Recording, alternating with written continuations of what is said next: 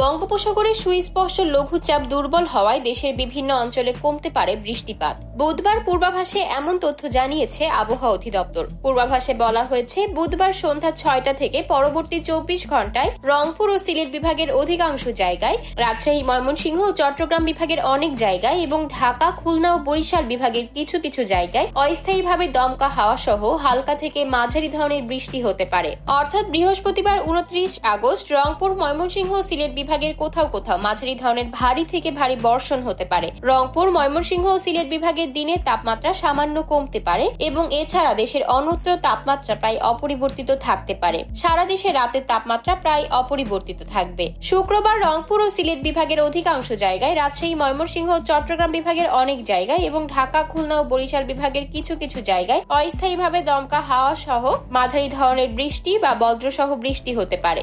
কোথাও কোথাও মাঝারি ধরনের ভারী থেকে ভারী বর্ষণ হতে পারে। সারা দেশে দিনে এবং রাতের তাপমাত্রা অপরিবর্তিত থাকবে। বর্ধিত 5 দিনের বৃষ্টির প্রবণতা অব্যাহত থাকতে পারে। আতকিয়া মাইমুনা, বার্তা 24।